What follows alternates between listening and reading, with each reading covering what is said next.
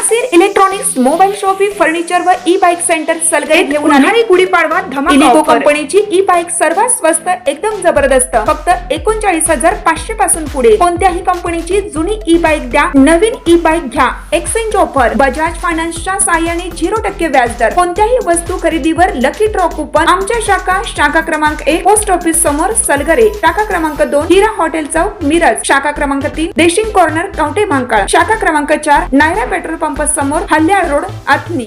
प्रत्येक बातमीतील घटनेच्या वास्तविकतेची तुलना थेट पाहत रहा चांगली अपडेट। मिरज तालुक्यातील आरग येथे बेबी कॉर्नचे राहिलेले पैसे मागितल्याने शेतकऱ्यासह दोघांना मारहाण करण्यात आल्याची घटना घडली आहे। याबाबत पोलिसात फिर्याद देण्यात आली असून मिरज ग्रामीण पोलिसांनी 8 जणांविरुद्ध गुन्हा दाखल केला आहे। दिनांक 10 मे रोजी सायंकाळी 5 वाजण्याच्या सुमारास ही घटना घडली आहे। राहुल महादेव माळी वय वर्ष 33 यांनी पोलिसात फिर्याद दिली आहे। राहुल माळी व त्यांचा भाऊ विजय मारुती माळी या दोघांना मारहाण करण्यात आली आहे।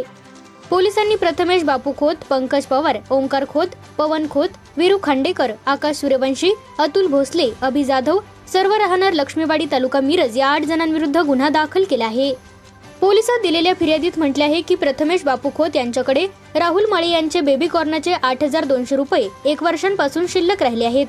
या पैशांची मागणी केल्यानंतर खोत व माळी यांच्यात शिवीगाळ झाली होती। सायंकाळी 5 वाजता राहुल माळी हे त्यांच्या शेतात असताना त्या ठिकाणी काही लोक दुचाकीवरून आले। ते माळी यांना शिवीगाळ करू लागले। ओंकार खोत व पंकज पवार या दोघांनी माळी यांना शिवीगाळ करत हातातील प्लास्टिकच्या पाईपने माळी यांच्या पाठीत मारले। प्रथमेश खोत, पवन खोत, वीरू खांडेकर, आकाश सूर्यवंशी या चौघांनी माळी यांना लाथाबुक्क्यांनी मारहाण केली, तर अतुल भोसले यांनी माळी यांच्या कानाखाली मारली।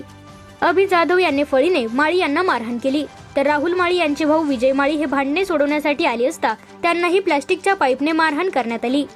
मारहाण झाल्यानंतर माळी यांनी मिरज ग्रामीण पोलीस ठाण्यात धाव घेतली।